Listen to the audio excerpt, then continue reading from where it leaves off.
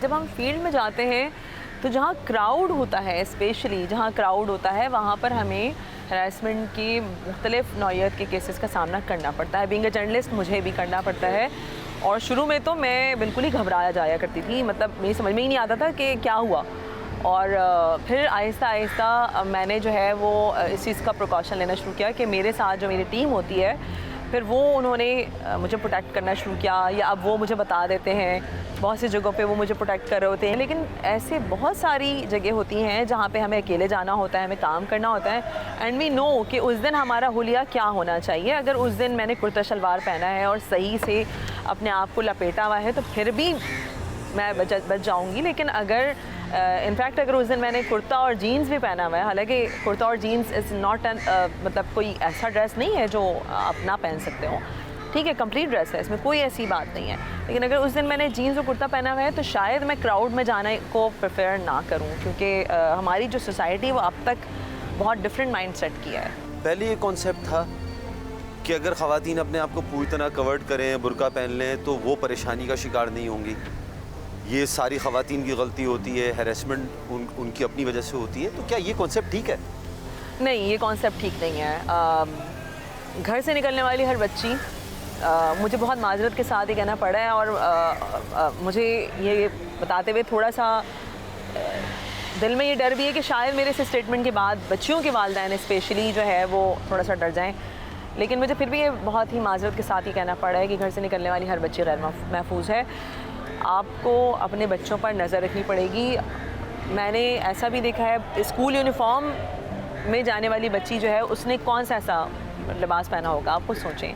College जाने वाली बच्ची, उसने कौन सा ऐसा लिबास पहना होगा जो काबिल एतराज़ होगा।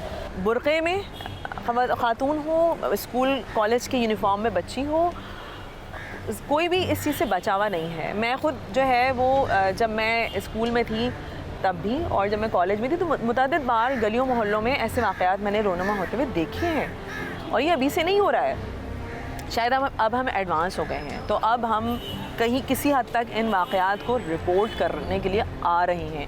लेकिन अफसोसनाक बात यह है कि अभी भी जब भी ये वाक़यात रिपोर्ट होते हैं तो सबसे पहले पूछा जाता है कि आपने कौन सा ड्रेस पहना था, अच्छा किस कलर का ड्रेस था, अच्छा दुपट्टा लिया था, नहीं, अच्छा सर पे दुपट्टा था, नहीं, अच्छा तो देखें फिर तो ऐसा होगा। क्यों होगा? मैंने तो किसी को दावत नहीं दी। कहा यह जाता है कि हरासगी के जितने वाक़यात रिपोर्ट होते हैं होने वाले वाक़यात उससे कहीं ज़्यादा हैं। ऐसा है, बिल्कुल ऐसा है। रिपोर्ट क्यों नहीं हो पाते? इसलिए कि बहुत सी जगहों पे तो बच्चियां जो हैं, बच्चियां खुद इतना डर जाती हैं कि उनको ये लग रहा होता है कि अगर मैं ये बता दूंगी तो कहीं ऐसा ना हो मेरा स्कूल कॉलेज जाना बंद हो जाए।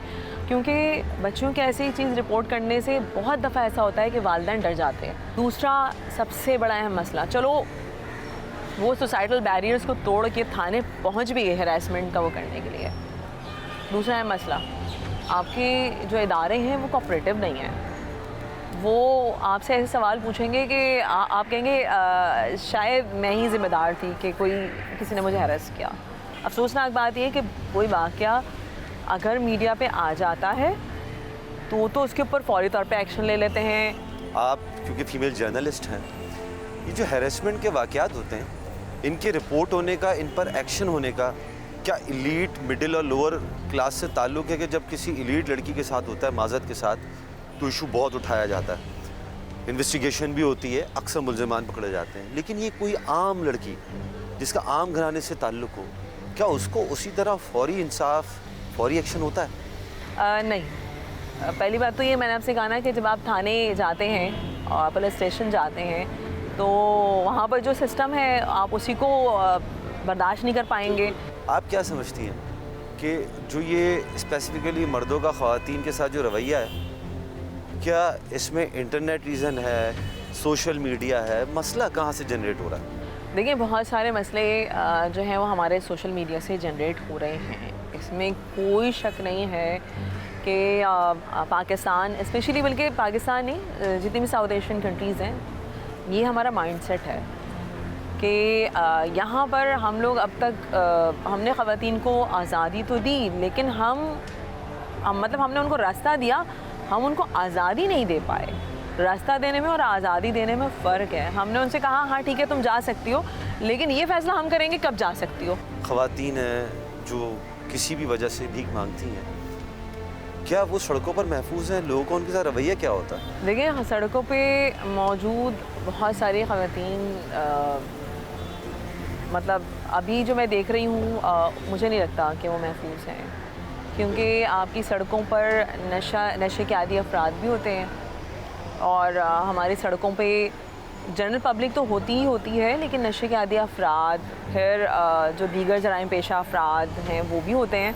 तो आप नॉर्मल लड़की सेफ़ नहीं है, तो बेचारी जो फ़कीर नहीं है या जो भीख मांगने वाली औरत है वो कैसे सेफ़ होगी? वर्किंग क्लास वुमेन जो होती है, उस खातून को ये माशरा किस नज़र से देखता है? और मुझे कल परसों की बात है, मुझे बड़ा अफसोस से कहना पड़ रहा है कि मैं बहुत एक अच्छी जगह पे रहती हूँ जिसको आप वर्किंग क्लास के लिए कह सकते हैं। एक ऐसे एरिया में रहती हूँ जहाँ से तकरीबन शायद 80% लोग जो हैं वो वर्किंग क्लास हैं।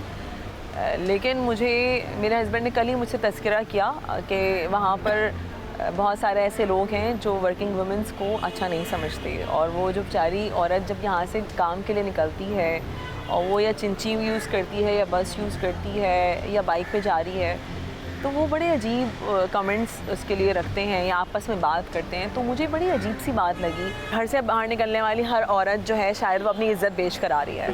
ये जो हैरेसमेंट लॉज हैं, क्या ख़वातीन इनका कई बार गलत फ़ायदा भी उठाती हैं? ऐसा है, बिल्कुल ऐसा है। लेकिन ये फ़ायदा फिर वही बात है, हमारी जो क्लास सिस्टम है इसमें बहुत बड़ा बैरियर है। मिडिल क्लास ख़वातीन तो होने वाले केसेस को रिपोर्ट नहीं करती, तो ना होने वाले को कैसे करेंगी? एक बात, इसमें आपकी अपर क्लास बहुत इन्वॉल्व होती है। ये जो गुलिस्तान जौहर वाला वाक़या हुआ है, इससे वाकई खौफ फैला है ख़वातीन में? हाँ, ऐसा हुआ है। अगर पहले हैरेसमेंट के वाक़यात को रोक दिया जाता, सज़ाएँ दी जाती, तो ये वाक़या होता नहीं। देखिए हमारे यहाँ रूल्स मौजूद हैं, हमारे यहाँ क़ानून मौजूद है, लेकिन अफसोसनाक बात यह है कि उन पे इम्प्लीमेंटेशन नहीं है।